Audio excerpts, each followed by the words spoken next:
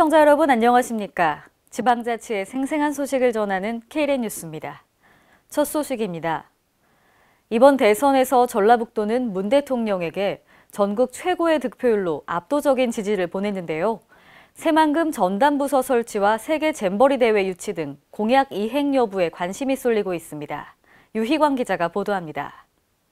19대 대선에서 문재인 대통령이 전북에서 64.84%라는 전국 최고의 득표율을 기록하면서 향후 문 대통령의 전북 공약 이행 여부에 관한 전북 도민들의 관심이 높아지고 있습니다. 이와 관련 송하진 전북도지사는 15일 전북도청에서 기자회견을 열어 14일 문재인 대통령과의 통화에서 새만금을 직접 챙기겠다는 확답을 받았다고 말했습니다. 송 지사는 문재인 대통령이 전북에서 적극적으로 지원해 준 것에 대해 깊은 감사를 표시했으며 인사부터 시작해서 전라북도의 모든 것을 챙기겠다는 말을 들었다고 강조했습니다.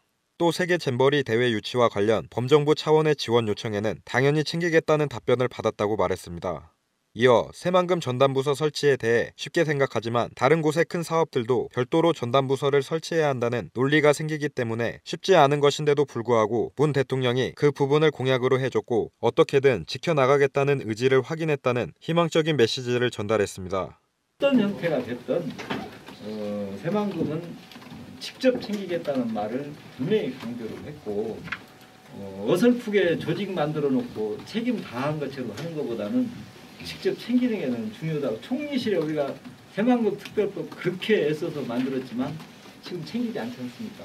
조직이 있다고 챙겨지는 것은 아니라고 보고 있고, 특히 전북 인사 추천에 대해서는 중앙부처들의 전북 출신들이 실무적인 차원의 허리 부분에는 정말 없다며 어떻게든 찾아내서 한두 사람이라도 계속 올려보내기 위한 작업을 계속할 것이며 이 일을 위해 중앙부처에 끊임없이 방문하고 장 차관을 만나 전북 공약에 대해 논리를 강하게 세워 확실하게 챙길 수 있도록 하겠다고 말했습니다. KLN 유희광입니다. 앞서 문 대통령의 전북 공약에 대해서 보도해드렸는데요. 이와 관련해 정호영, 최인정 도의원은 전북 몫을 찾기 위해 전라북도의 적극적 노력을 촉구하고 나섰습니다. 보도에 한결 기자입니다. 새 정부 출범으로 전북 발전에 대한 기대감이 높아지는 가운데 전북도가 전북 몫 찾기에 적극 나서야 한다는 목소리가 높아지고 있습니다. 전북 몫을 찾기 위한 도민의 성원이 헛되지 않도록 전라북도 노력이 더욱 필요하다는 말씀입니다. 이어 정 의원은 전북도가 지역 발전 논리를 개발하고 지역 정치권과 공조할 것을 주문했습니다. 최인정 도의원도 이날 5분 발언을 통해 군산항 항로 12m 준설, 새만금 신항 설계 변경 등의 전북 발전을 위한 지역 발전 과제를 제시했습니다.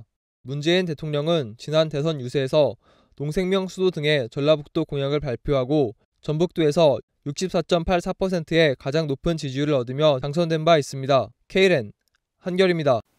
서울특별시가 지역별 자족성을 강화하고 지역 균형 성장을 이끌기 위한 생활권 계획을 선보입니다.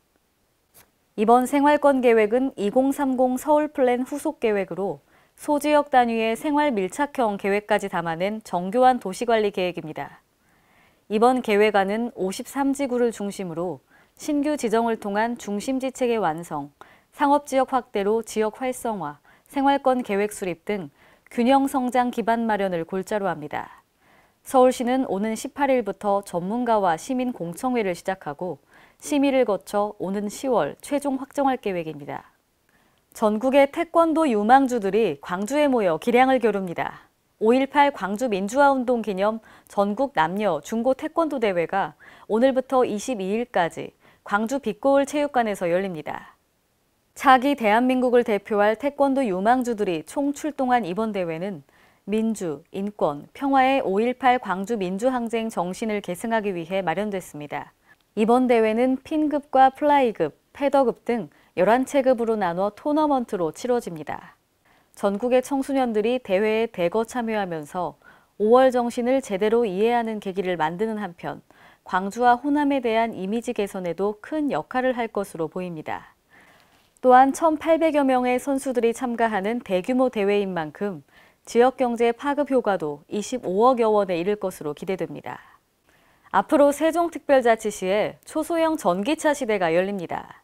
지난 11일 세미시스코가 세종시 미래산업단지에 초소형 전기완성차 생산공장 준공식을 갖고 본격적인 생산에 들어갔습니다. 지난해 10월 착공식을 가진 세미시스코 생산공장은 19,286제곱미터 부지에 150억 원을 투자해 공장동, 사무동, 완성차 보관소 등을 갖춘 미래일반산업단지 제1호 입주기업이 됐습니다. 앞으로 세미시스코 세종공장은 자체 개발한 초소형 전기완성차를 6월부터 가동함에 따라 연간 2,000에서 3,000대를 생산해 전기차 시장에 뛰어들게 됩니다.